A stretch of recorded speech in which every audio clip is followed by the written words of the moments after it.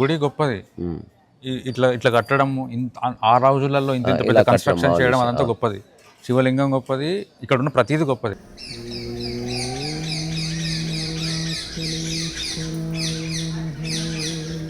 మన ప్రీవియస్ వ్లాగ్లో గుడి లోపలికి వెళ్ళేంత వరకు, దర్శనం కోసం మేము లైన్లో నిల్చున్నంత వరకు చూపించిన తర్వాత ఒక 20 నుంచి 30 నిమిషాల్లో దర్శనం కంప్లీట్ చేసుకొని బయటకు వచ్చేసినాం.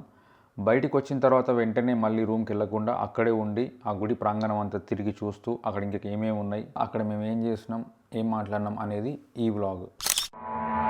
బల్లి ఏంది కాన్సెప్ట్ నాకు అర్థం కాలేదు. అంటే వాళ్ళు చెప్పడం ఈ సెట్ మీద 7 బళ్ళు ఉంటాయండి. ఓకే, 7 బళ్ళు కనబడడం అనేది వెరీ రేర్. ఇప్పుడు ఎవరికైనా ఒక్కరు కనిపిస్తుంది అనుకో దానికి ఒక తత్వం అని, 2 కనిపిస్తే అర్ధనారీశ్వర తత్వం అని, 3 బళ్ళు కనిపిస్తే నీకు త్రిమూర్తి తత్వం దర్శనం, అట్లా ఏదో లెక్క చెప్పారు అంతేనమ్మా. అట్లా మనకి అది చెప్పమ్మా, నువ్వు చెప్పు. అదే దీని మీద 7 బళ్ళు ఉంటాయంట. 7 బళ్ళు. సో 7 కనిపిస్తే మంచిది, 1 కనిపిస్తే కూడా మంచిది. అట్లా ఏదో చెప్తున్నా, అట్లా అది కనిపిస్తున్నాయి.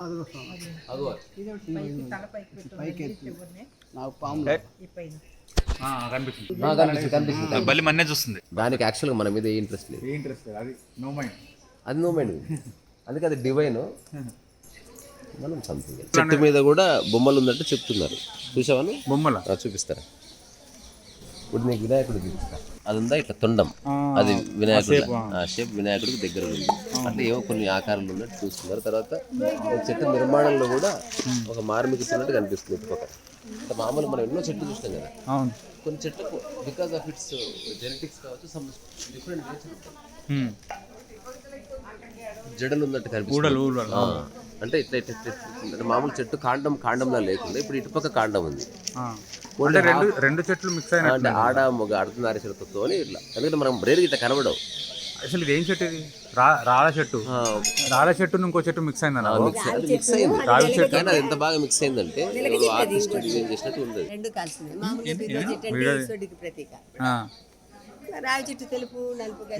సో దీంట్లో రెండు చెట్లు 3 చెట్లు కలిసి ఉన్నాయి. రెండేనా? మారేడో రావియో ఏదో, అదే 2 చెట్లు మిక్స్ అయ్యి మిక్స్ అయినాయి, కానీ దీంట్లో కూడా మిక్స్ అయిపోయినాయి. ఏమంటారు ఇది? అంటే ఓవర్ ద పీరియడ్ అదే చెప్తాను, మనం మనిషి డిస్టర్బ్ చేయకపోతే అన్నిట్లో ఒక పవిత్రత వస్తుంది. బల్లికి ఏమి తెలియదు, మనకు తెలుసు. బల్లి ఈ బల్లి కాన్సెప్ట్ అంటే 7 బల్లులు అంటే 7 ఋషులు 5 చెప్తున్నారు కదా. ఏదో ఒకటి somehow you get satisfied and go home అని, somehow you get satisfied and go home అని. ఇప్పుడు ఇది క్లారిటీ. ఇప్పుడు మనం ఎక్కడ కూర్చొని ఇప్పుడు 7 బల్లులు కనబడాలని వెయిట్ చేయాలన్నా అవసరం లేదు. అవసరం లేదు, అసలు ఒకటి కనబడకపోయినా వెయిట్ చేయాల్సిన అవసరం లేదు. అక్కడ ఉంటాయని తెలుసుకునే చాలు. అదే అక్కడ ఉంది కానీ మనకు పైన ఒకటి కింద ఒకటి కనిపిస్తుంది. అక్కడే ఉంది, ఇక్కడ అదే కింద 2 కనిపిస్తుంది. తీసినాగా నేను వీడియో తీసినా కానీ నాకు అది కనవలే వీడియోలో. మనం ఒక చిన్న వీడియో చేద్దాం. వినాయకుడి చెయ్యితో ఇంకా మనం ఇమాజిన్ చేసుకుంటే ఇది కిరీటం వినాయకుని లాగా ఇప్పుడు తెలుస్తుంది ఆ ఫోటోలో. వీడియో తీస్తే అంత మబ్బు. సో మనం ఒక చిన్న టాపిక్ డిస్కస్ చేద్దాం, ఒక మంచి లొకేషన్ చూసుకొని. అసలు పవిత్రత అంటే ఏంది?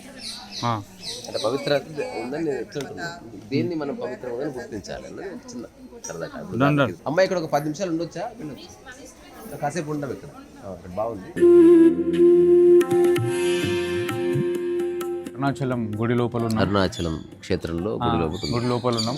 చాలా ప్రశాంతంగా ఉన్నది. అంటే ఆల్మోస్ట్ 1 అవర్ నుంచి మనం ఇక్కడే తిరుగుతున్నాము.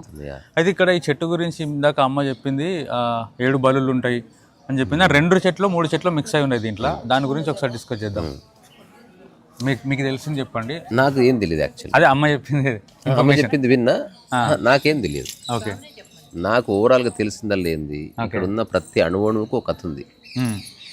కొన్ని వందల సంవత్సరాల నుంచి ఆ కథ ఒకరి తర్వాత ఒకరు. ఇప్పుడు ఆమె ఏం చేసింది, మనకు ఇచ్చింది ఆ కథ.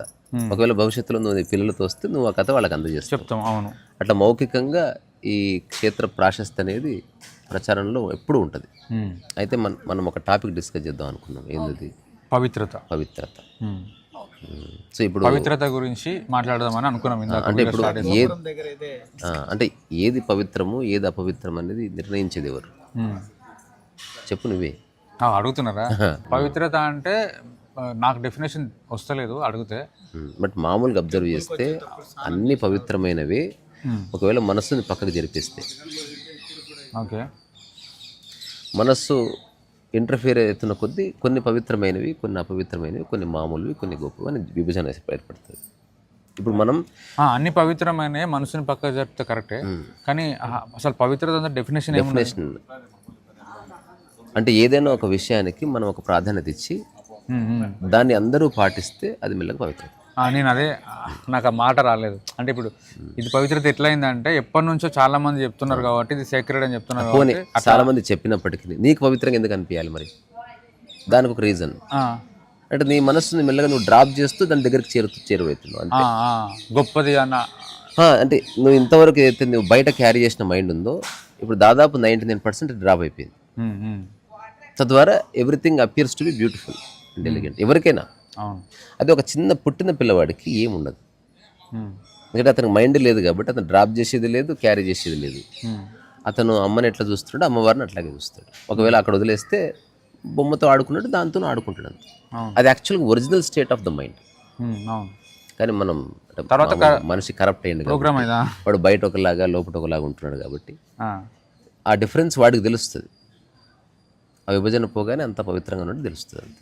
ఇప్పుడు మనం గర్భగుడిలో వెళ్ళినప్పుడు అందరూ కంప్లీట్ సింగిల్ పాయింట్ ఫోకస్ కలిగి ఉన్నారు. అక్కడ ఎవ్వరు ఫోన్ వాడనియట్లే, అదొకటి. ఎవ్వరు కుటుంబ విషయాలు మాట్లాడుకోవట్లే, ఎవరు డబ్బు గురించి ఆలోచించట్లే, ఎవరు శృంగారం గురించి ఆలోచించట్లే, ఎవరు పక్కవాడి గురించి ఆలోచించట్లే. ఎవ్వరి గురించి వాళ్ళు ఉన్నారు అక్కడ. వాళ్ళు ఒకటే అంశం చూడడానికి వచ్చారు. Just a single glance, 1 minute. ఇది గంటల సేపు చూసినా కూడా నేను ఎవడు ఆపేటోడు లేడు, కానీ చూస్తలేవు నువ్వు అక్కడ ఎట్లా చూస్తున్నావు దీన్ని అట్లే చూడగలిగితే యూ ఎక్స్పీరియన్స్ ది సేమ్. అన్నీ ఇందాక మనం మాట్లాడేటప్పుడు నాకు అదే డౌట్ వచ్చింది. ఇప్పుడు శివలింగం కొన్ని వందల సంవత్సరాల క్రితం కట్టిన గుడి ఇది అనుకున్నప్పుడు శివలింగం 100 సంవత్సరాల క్రితం కట్టింది. ఇప్పుడు ఈ రాయి కూడా పెట్టింది 100 సంవత్సరాలు. దానికి మనిషి పవిత్రత ఆపాదించలే ఒకటి. పవిత్రత ఆపాదించకపోయినా నీ మనసులో ఈ విభజన వస్తుంది కాబట్టి నీకు కొన్ని గొప్పగానే, ఎందుకంటే వేరే వాళ్ళని బేస్ చేసుకుని. అవును. ఇంకొకటి బయటకు వచ్చిన తర్వాత ఇప్పుడు అమ్మ చెప్పింది శ్రీకాళహస్తిలో ఉన్న లింగం అని చెప్పింది. ఇప్పుడు అక్కడ అంత లైన్ ఉంది, ఇక్కడ ఎవరు లేరు. అవును. శ్రీకాళహస్తిలో ఉన్న లింగం ఇక్కడ ఉంటే ఇప్పుడు అక్కడ మళ్ళీ లైన్ ఉంటుంది శ్రీకాళహస్తిలో. నేను ఇది కూడా అంతే ఇంపార్టెంట్ కదా అని నాకు అదే అంటున్నా. మైండ్ ప్రాధాన్యత ఇస్తున్న కొద్దీ నీ యొక్క పర్సెప్షన్ మారుతూ వస్తూ ఉంటుంది. అది మన ప్రాబ్లం, అదే హ్యూమన్ ప్రాబ్లం. సో ఇప్పుడు మీరు అనేది ఏంటిది, అన్నిటినీ అంతే పవిత్రంగా చూడాలేనా? ఉన్నవి అన్ని పవిత్రంగానే ఉన్నాయి, నువ్వు జడ్జిమెంట్ తీసేస్తే. ఓకే. అల్టిమేట్గా ఒక పోలిక జడ్జిమెంటే పనిచేస్తుంది. అరుణాచలంలో ఉన్న శివలింగం ఇక్కడ ఇంపార్టెంట్ అయ్యి శ్రీకాళహస్తి శివలింగం ఇక్కడ సెకండరీ అయిపోయింది అని మనం చూసే వాళ్ళకి, అదే మనందరికీ. అందుకే మనం అక్కడ లైన్ లేదు, ఇక్కడ శ్రీకాళహస్తి లింగం దగ్గర లైన్ లేదు. అక్కడ కూడా ఉండాలి కదండి. ఎవరన్నా ఇప్పుడు ఒక పెద్దవాడు చెబితే ఇది స్టార్ట్ అవుతుంది, అంటే అంతా వింటూ మనం ఏదో చేస్తున్నాం కదా. అట్లా కాకుండా సమదృష్టి ఉంటే గనక మనం ఏ గర్భగుడిలో ఉన్నదైనా బయట దాన్నైనా ఈక్వల్ గానే చూస్తాము. అక్కడ రష్ ఉండడం వల్ల కొంచెం అంతే ఇదేంది, ఇక్కడ రష్ లేదు కాబట్టి కూర్చోగలం. ఇంకొకటి ఇప్పుడు మనం గర్భగుడిలోకి వెళ్ళినప్పుడు అందరూ అన్ని డ్రాప్ చేసి, ఇది నా అబ్జర్వేషన్. అంటే నేను అంటే చాలా ఏళ్ల క్రితం నేను ఈ విషయాన్ని అనుభూతి చెంది. అంటే నేను ఇప్పుడు విపశ్యన మెడిటేషన్ సెంటర్కి వెళ్ళినా, నేను రోడ్డు మీద ఉన్నా. వాట్ ఈస్ ద డిఫరెన్స్ అని ఆలోచిస్తే నాకు రూఢి అయింది అన్నట్టు. అంటే నేను ఆ సెంటర్లోకి వెళ్తున్నప్పుడు నేనే నన్ను బాధించే అంశాలను వదిలేసే పోతున్నా. అందుకని అక్కడికి వెళ్ళగానే బాగుంది. మన ఇంటికి వెళ్తున్నప్పుడు మోసుకొని పోతున్నా. వదిలేసింది బయట కూడా. ఇప్పుడు నేను చేసిన సాధన ఎవరికి తెలియదు నేనేం చేస్తున్నాను. అంటే ఇప్పుడు నేను బాబుందర్లోనే ఉంటుంటే, బట్ ఈవెన్ ఎవరికి చెప్పేవాడిని కాదు, ఎందుకంటే చెప్తే అర్థమయ్యే విషయం కాదు అది. నేను ఎట్లయితే ఒక సెంటర్కి వెళ్ళిందో, ఎట్లయితే దేవాలయ గర్భగుడిలోకి వెళ్తున్నానో అట్లనే నా రూమ్లోకి వెళ్తుంది. అంటే అదే మైండ్ సెట్. నాకు ఇంట్లోకి ఆ రూమ్లోకి వెళ్ళగానే నా పాత మనసు పట్టుకుంది అనుకో, నేను కాసేపు బయట తిరిగి వస్తుంటే మాటికి నా రూమ్లోకి ఎంటర్ అయినా, గర్భగుడిలోకి ఎంటర్ అయినట్టు. అట్లా దాదాపు ఒక 3-4 మీరు అంటే నేను మనసును క్యారీ చేయకుండా ఎంటర్ అవుతున్నా గర్భగుడిలో. ఇప్పుడు గర్భం అంటే అదే కదా, మనస్సు లేని స్థితే గర్భం. సూపర్. ఇప్పుడు ఒక పిల్లవాడు గర్భంలో ఉన్నాడు ఎందుకు, లేదా దేవాలయం గర్భగుడిలో ఉన్నాడు, గర్భగుడి ఎందుకు అన్నారు, sanctum sanctorum, because absence of the mind is that. అదే సాక్రెడ్ అంటే. మనం ఏది సాక్రెడ్ అంటున్నాం, ఏది పవిత్రమైంది అంటున్నాం అంటే మనిషి చేత మలినము కానిది అది. ఇంకా చెప్పాలంటే మనిషి మనసు చేత మలినం కానిదంతా పవిత్రమైంది. ఇప్పుడు ఇంట్లో స్పూను మనిషి యొక్క మనశ్చిత్త కలుషితమైంది అంతే.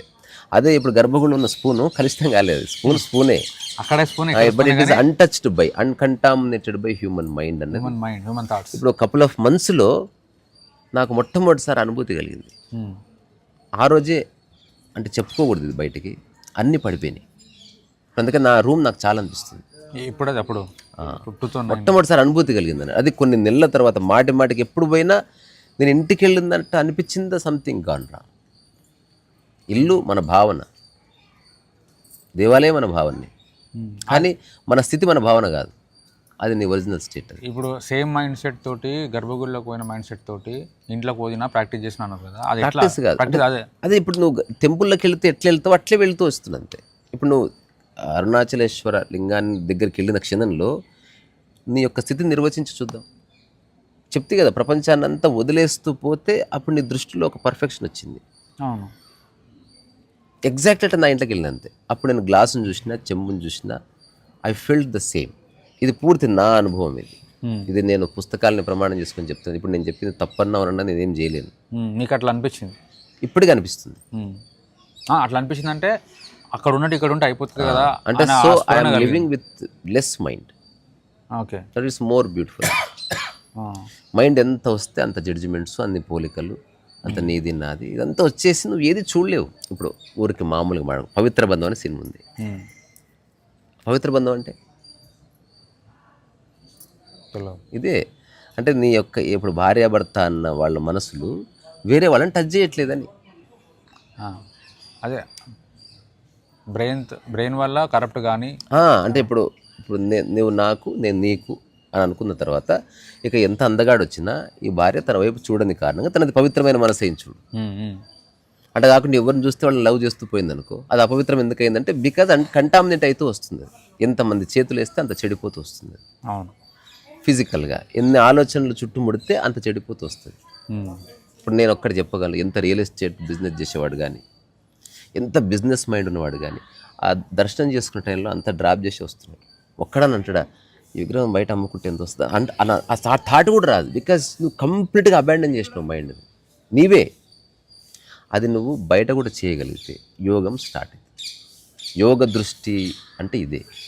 అంటే నీ దృష్టి వెనుకున్న మనస్సు, దాంట్లో ఉన్న కలుషితమైనవన్నీ డ్రాప్ అయిపోయిన తర్వాత నీ చూపులో ఒక నిర్మలత్వం ఖచ్చితంగా ఉంటుంది. Nothing to do with your body. ఇప్పటిదాకా మీ అబ్జర్వేషన్, మీరు ఎట్లా ఫీల్ అయ్యారు గర్భగుడిలోంచి తర్వాత రూమ్లోకి పోయిన తర్వాత? మీ రూమ్లో కూడా అట్లే ఉండాలనుకున్నారు? అదంతా నా అనుభవం అని చెప్పారు కదా.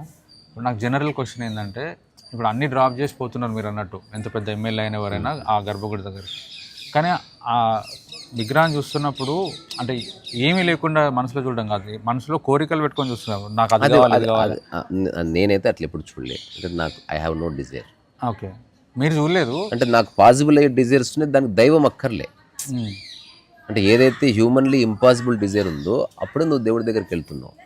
దేవుడిని వదిలే ముఖ్యమంత్రి దగ్గరికి పోవాలంటే సార్ టమాటాలు కొంచెం కావాలి, కొంచెం మీ రికమెండేషన్ ఇవ్వడం అడగాలి. అవును, ఏదైతే అస్సలు దొరకదో, ఏదైతే మీ ఇంట్లో వాళ్ళు కానీ, పక్కింటి వాళ్ళు కానీ, మీ ఊర్లో ఉన్న కార్పొరేటర్ కానీ చెప్పినా కాదు, ఏదైతే ఈ ధర్నా చేసినా కాదు, అప్పుడు అక్కడికి వెళ్తుంది. ఆ టేబుల్ మీద దగ్గర ఎక్స్క్లూజివిటీనే. కామన్ థింగ్స్ కోసం ఎవడు వెళ్తే ముఖ్యమంత్రి మీటింగ్ వేస్ట్ అయినట్టు. ఇప్పుడు దేవుడి దగ్గరికి వెళ్ళి ఉద్యోగం కోరుకున్నావు అనుకో, you misunderstood the God it self. నువ్వు దైవాన్ని కోరుకోవలసింది ఏది ఉన్నా లేకుండా ప్రశాంతంగా ఉందని. ఇది కోరుకో, ఎందుకంటే అది లేదు కాబట్టి. అది లేదు. ఏది వచ్చినా పోయినా నా స్థితిలో ఏ మార్పు ఉండకుండా చూడు. అందరిలో నిన్ను దర్శించుకొని ఇట్లాంటివేవో కోరుకో. అది మేనిఫెస్ట్ అయితే నువ్వు ఏ ఊర్లో ఉన్నా, ఎక్కడున్నా, you will be all right. కరెక్టే. నేను జనరిక్గా అడిగిన క్వశ్చన్. చాలా మంది కోరికలతో మనకి గుడికి 2 minutes అమ్మా, 2 minutes. సరే లేస్తున్నావు, అంగీకరిస్తే బాయ్. ఇటుపక్క పోతుందా? ఇక్కడే నాన్న, ఇక్కడే కూర్చొని నిలబడదాం. అయితే రా, మనం పూర్తి చేద్దాం. సో పవిత్రతకు సంబంధించిన నా అబ్జర్వేషన్ నేను జెన్యున్గా చెప్తున్నా. గర్భగుడిలో విగ్రహాన్ని ఎట్లా చూస్తున్నానో ఈ రాయిని అలాగే నేనైతే చూస్తున్నా. ఇది నేను ప్రూవ్ చేయలేను. అందుకని చాలాసార్లు నేను దర్శనం చేసుకోకపోయినా నాకే డిస్కంఫర్ట్ కానీ, డిస్కంటెంట్మెంట్ కానీ ఉండదు. నేను ఎక్కడైనా నా ప్రయాణాన్ని ఆపి వెనక్కి వెళ్ళగలను. బికాజ్ దర్శనం జరుగుతూనే ఉంది. బికాజ్ మైండ్ పక్క వెళ్ళిపోయింది, అంతకుమించి. ఇప్పుడు గురు దర్శనం చేసుకున్నప్పుడు మైండ్ పక్కకు పెడుతున్నాం. మీ సీఈఓని కలిసినప్పుడు మైండ్ పక్కన పెడుతున్నావు, ముఖ్యమంత్రిని కలిస్తే మైండ్ అంటే whenever you are applying your mind something చెడిపోతుంది అక్కడ. నీ మైండ్ నువ్వు పక్కకు పెట్టేసి న్యూట్రల్గా ఉన్నావు అనుకో, చాలా బాగుంది. కానీ ఎప్పటికీ న్యూట్రల్గా ఉండడం సాధ్యం కాదు. అందుకే use the mind wherever it is required. Wherever it is required, అది ఇంపార్టెంట్. వేరెవర్ ఇట్ ఈస్ రిక్వైర్డ్, అది ఇంపార్టెంట్. అవసరం, మైండ్ అవసరం ఉంది. ఎందుకు అవసరం లేదు? నేను పెయింటింగ్ వేయాలి, అక్కడ పవిత్రత లేదు, అపవిత్రత లేదు, అది క్రియేషన్ అంతే. ఆకాశం చూడు ఎవడు ముట్టుకోదు, అది పవిత్రమైంది కదా. అద్భుతం. అదే కొన్ని వందల సంవత్సరాల క్రితంది గర్భగుడిలో విగ్రహం కదా. ఇప్పుడు మనం తిరుగుతున్న నేల ఏదైతుందో అంతకన్నా ఏజ్ ఎక్కువ కదా. అవును, భూమి. అవును. అప్పుడు కానీ మనిషి దానికి వాల్యూ ఇస్తలేదు.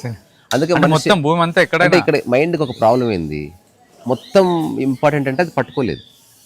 పర్టికులర్ ఒకటి. ఇప్పుడు ఉదాహరణకి గెలిచిన అందరూ ముఖ్యమంత్రులు లేపు అంటే దానికి అర్థం కాదు. ఈ అందరిలో ఇతనంటే పట్టుకుంటుంది. అట్లా మనం ఏదో దానికి స్టార్ట్ స్పెషల్ ఫోకస్ చేస్తేనే మైండ్ అనేది నిలబడుతుంది.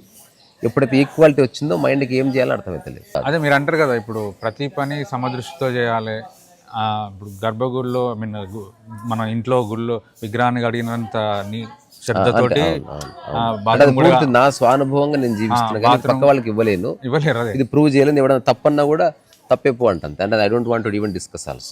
బాత్రూమ్ లో కూడా అట్నే కడగాలని అంటున్నప్పుడు అంటే అన్ని నేను ఇప్పుడు విషయం ఎదురుగున్నది పక్కకి జరిగి నా స్థితి దగ్గరకు వచ్చి ఆగింది. ఇప్పుడంటే శివలింగంలో ఏమీ లేదు, నీవే రిఫైన్ అయితే వస్తున్నావు, దాని దగ్గరికి వస్తున్న కొద్ది you are becoming a better human. అది నువ్వు బయట ఉండి ఇప్పుడు ఇందాక నేను ఫోన్లో అక్కడ లోపల కూర్చున్నప్పుడు రాసుకున్నాను. ఇప్పుడు ఇది గుడి గొప్పది, ఇట్లా కట్టడం ఆ రోజులలో ఇంత పెద్ద కన్స్ట్రక్షన్ చేయడం అదంతా గొప్పది.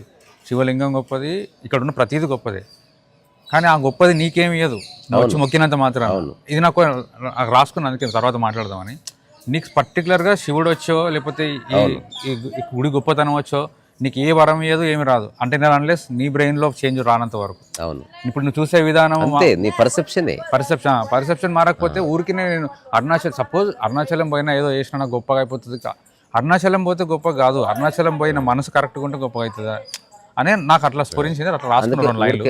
చివరికి ఒక మాట చెప్పుకోవాలంటే, మైండ్ అంటే కరప్షన్, లెస్ మైండ్ అంటే సాక్రెడ్, నో మైండ్ అంటే డివైన్. అంతే. అది ఇందాక మీరు రమణ మహర్షి ఎందుకు డివైన్ అంటే నో మైండ్ కాబట్టి. నో మైండ్ కాబట్టి పిల్లలు నో మైండ్ అంటే అతనికి ఎవరి పట్ల ఏ ధారణ లేని స్థితి నో మైండ్. అంటే అతనికి ఎవరి పట్ల ఏ ధారణ లేదు, ఎంతమంది వచ్చినా ఎంతమంది పోయినా ఇది ఎవరి క్వాలిటీస్ నిర్ణయించాలి. రమణ మహర్షి పుస్తకం రాస్తున్నప్పుడు he is using the mind, otherwise he is no mind. పొద్దుస్తమానం నువ్వు మైండ్ ఉండక్కర్లే, అది స్టూపిడిటీ. అది యాక్చువల్లీ ఇప్పటిదానికి ఏదైతే మనం డిస్కస్ చేస్తున్నామో అది కొంచెం అబ్స్ట్రాక్ట్గా అనిపిస్తుంది ఆడియన్స్, కానీ నాకు అనిపిస్తుంది. ఎందుకంటే అది అనిపించిందా మళ్ళీ ఒక్కసారి చెప్తా. ఇప్పుడు ఇది చాలా పవిత్రమైందని 1000 ఏళ్ళుగా ఈ రాయిని నమ్మితే దానికి 50 కిలోమీటర్ల అవతల ఏ పవిత్రత నాలో రాదు.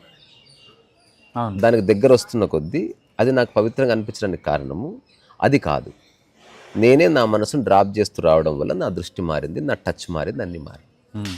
అప్పుడు నువ్వు మామూలుగా ఒక సబ్బుని ఇట్లా ముట్టుకున్నట్టు ముట్టుకోకుండా కొంచెం ఒళ్ళు దగ్గర పెట్టుకొని అట్లా అప్పుడు ఎట్లా ఒక నిజంగా ప్రాణంతో ఉన్న దాన్ని ముట్టుకున్నంత ఎరుకలు నువ్వు దాన్ని, ఒక చిన్న బేబీని ముట్టుకుంటే ఎంత సజీవంగా ఉంటావు అంతకంటే 100 రెట్లు సజీవంగా దాన్ని ముట్టుకుంటావు. అంటే నీ అణువణువు అటే చూస్తుంది. Because your mind is not distracted, either complete అక్కడ ఉంది with single pointed focus this. అప్పుడు దైవం అనేది మనకు జనరల్గా వచ్చి అట్లా కాకుండా ఈ అండర్స్టాండింగ్ ఒకవేళ కూర్చుంటే ఉన్నదంతా శివమే అని తెలుస్తుంది. అట్లా ఉన్నది శివం. అదే పిల్లలు దేవుడితో సమానం అంటారు. అందుకే నో మైండ్ అంతే కదా, నో మైండ్ డివైన్. తర్వాత గుడ్ మైండ్ బ్యాడ్ మైండ్ పక్కన పెడితే లెస్ మైండ్ అనేది సాక్రెడ్. మనం మా ఇంట్లో కూడా ఒక చిన్న గర్భగుడి ఉంటుంది, అది అరుణాచలేశ్వర టెంపుల్ అంత పవిత్రమైనది కాదు, but it is sacred. Because we are అక్కడికి వెళ్ళిన ప్రతిసారి కొంచెం మైండ్ లేకుండా ఉంటుంది మనం. కానీ నిజంగా ఇక్కడ ఉన్నంత మైండ్ లేకుండా ఉంటే అది కూడా అంతే నాకైతే ఉంది. అందుకే నేను చెప్తున్నా, నో ఎగ్జైట్మెంట్. నిన్ను చూసినట్టు శివలింగాన్ని చూడబడ్డది. ఇది పూర్తి నా స్వానుభవం తప్ప ఇది మనం ఫోర్స్ చేయడానికి రాదు. అవును, ఎవరిది వాళ్ళది. ఇంకొకటి కూడా నాకు అది రాసుకున్నది గుర్తు కూడా వస్తుంది మళ్ళీ. ఇప్పుడు గాడ్కి డెఫినేషను అన్డిఫైన్డ్. యాక్చువల్గా మనం డిఫైన్ చేయలేం. ఎందుకు డిఫైన్ చేయలేము అని అంటున్నా అంటే, ఇప్పుడు అన్ని మైండ్ వే. మీరు ఒక రకంగా డిఫైన్ చేస్తున్నారు, చూసే వాళ్ళు ఒక్కొక్కరు ఒక్కొక్క రకంగా డిఫైన్ చేస్తారు. ఇప్పుడు కొంతమందికి చూసిన వెంటనే కళ్ళలో నీళ్ళు కారుతాయి. మీరు ఏమన్నారు, ఏ ఎమోషన్ లేకుండా నేను చూడగలుగుతా, నేను చూస్తున్నా, చూడగలగడం ఏం లేదు. చూస్తున్నా ఆ శివలింగాన్ని అయినా లేకపోతే ఇంకెవరినైనా మనుషులైనా దీన్నైనా. కానీ కొంతమంది ఎట్లా చూస్తున్నారు, అక్కడికి వచ్చినప్పుడు మాత్రమే ఎమోషన్ వచ్చి ఇట్లా ఒక రకమైన ప్రిపరేషన్, అది ఎంత ప్రిపరేషనే కదా. ఇప్పుడు వాళ్ళ డెఫినేషన్ వేరే ఉంటుంది అప్పుడు గాడిది అని అంటున్నా. డెఫినేషన్ ఎందుకంటే ఒకటే డెఫినేషన్ ఎందుకు ఉండదు అంటే ఒక్కొక్కరు ఒక్కొక్క రకంగా చూస్తున్నారు కాబట్టి అవును, ఎవరి డెఫినేషన్ వాళ్ళకు ఉంటుంది. వాళ్ళు వాళ్ళ డెఫినేషన్ తో సాటిస్ఫై అయితే రాగానే అన్ని డెఫినేషన్స్, అన్ని ఎమోషన్స్ అన్ని వచ్చేసాయి. మనం డివైన్ అంటే నో మైండ్ అన్న తర్వాత ఇక డెఫినేషన్ లేదు, ఇక ఏ నథింగ్ ఎగ్జిస్ట్. అవును, కరెక్ట్. ఒకసారి ఆ చెట్టు దగ్గరికి వెళ్ళి ఊరికి బల్లిని చూద్దాం. మనం చెట్టు గురించి అసలు మాట్లాడలేదు. అది చెట్టు ఎట్లా ఒక స్పెషల్ చెట్టు అయిందంటే అందరూ దాని గురించి కథలుగా చెప్పడం వల్ల. Otherwise you don't recognise it. అవును, రికగ్నైజ్. ఇప్పుడు ఇదే ఇంకొక పక్కన ఇంకో చెట్టు ఉంటే మనం ఇప్పుడు నేను చెప్తున్నా, ఇట్లా వినాయకుడి ఆకారాలు అక్కడ కనిపిస్తుంది కదా, నేను చాలా చోట్ల చూస్తా అట్లా. కానీ దానికి ఇప్పుడు నేను ఒక పొలం కొని అక్కడ ఒక పర్టికులర్ రాయికి నేను కథ చెప్తూ పోతే ఆ కథను మీరందరూ ఒక 50 ఏళ్ళు చెప్తే మనందరం అంతరించిపోయిన తర్వాత కథ కొనసాగితే 1,000 ఏళ్ల తర్వాత దానికి ఒక ప్రశస్తి వస్తుంది. సో ఒక పవిత్రత లేదా ఒక ప్రశస్తి అన్నది టైం ఓరియంటెడే. రమణ మహర్షి ఆ గుహలో వచ్చి తపస్సు చేసిండు, అప్పుడు అది ఆ గుహ ఫేమస్ కాదు. కానీ రమణ మహర్షి ఒక 60-70 ఏళ్ల తర్వాత అది కథలుగా చెప్పుకో, ఆయన ఒక్కసారి ఏదో చెప్పింటాడు, ఇక్కడ కూర్చుంటే తేళ్లు గడిచేవి, అక్కడి నుంచి వెళ్ళిపోయాను, రాళ్ళు వేసావు, ఒక్కసారి ఏదో చెప్పింటాడు ఆయన. దాన్ని కథలుగా చెప్పుకుంటుంది మనం. అట్లా ఒక 100 ఏళ్ళకి అదొక ఇంపార్టెంట్ ప్లేస్ అయింది. ఇంకొక 500 ఏళ్ళు పోతే అక్కడ బారికేడ్ వస్తుంది, ఇంకో 1000 ఏళ్ళు పోతే అక్కడ చూడడం కష్టమైపోతుంది, అక్కడ కూడా లైన్ పెరుగుతుంది. టైం 7 దాటింది. మేము పొద్దున 5 గంటలకి గుడి లోపలికి వస్తే అప్పటి నుంచి గుడిలోనే తిరుగుతున్నాం, మొత్తం ఒక్కొక్కటి చూసుకుంటా. 2 అవర్స్ నుంచి గుడి లోపలనే ఉన్నాం. దర్శనం అయిపోయిన తర్వాత కూడా ఇంకా ఒక్కొక్క పార్ట్ చూసుకుంటా, అన్నతో మాట్లాడుకుంటా, డిస్కస్ చేసుకుంటా అట్లా తిరుగుతున్నాం. నా ఫోన్ స్విచ్ ఆఫ్ అయిపోతే రంజిత్ బ్రో ఫోన్ తీసుకొని రికార్డ్ చేస్తున్నా వితౌట్ మైక్. నాకు తెలిసి ఐఫోన్ కాబట్టి ఆడియో రికార్డ్ అవుతుంది. హ్యూజ్ గుడి. ఇప్పుడు ఆ గుట్ట కూడా ఎక్కే ప్రయత్నం చేద్దామని అన్నాడు అన్న, మరి కుదరదో తెలియదు. గుట్టనా కొండనాది? కొండ కదా, కొండ అంటే గుట్ట కన్నా పెద్దది. అదే అరుణాచలం, అరుణగిరి అంటాం. అరుణగిరి. దీనిపైనే మనం ఇప్పుడు స్కందాశ్రమము, విరూపాక్ష గుహ.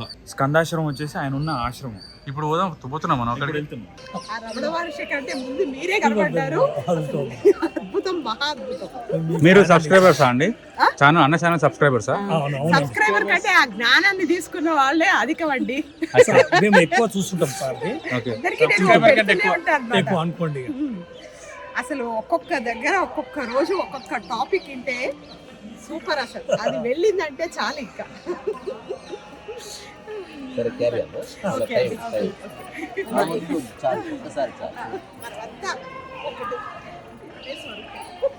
అదే అట్ట లోపలంతా మనం ఒకటే. మేము ఎంటర్ అయింది దక్షిణ గోపురం నుంచి, ఇప్పుడు తూర్పు గోపురం నుంచి బయటకు వచ్చాం. రాజగోపురం. ఈ చుట్టూ ఉన్న గోపురాలలో ఇది పెద్దగా ఉంది. అదే అంటే మనం మినియేచర్లో చూసినప్పుడు కూడా తూర్పు సైడ్ చాలా పెద్దగా ఉంది. మనం లాంగ్ షాట్లో తీస్తే ఈ గోపురం వెనకాల గుర్తుంటుంది. అంతేనా? టైం ఎంత అయింది ఇప్పుడు? 8:10. 5 o'clock లోపలికి పోయి 8 o'clock బయటకు వచ్చినాం. మొత్తం 3 గంటలు గుడిలో.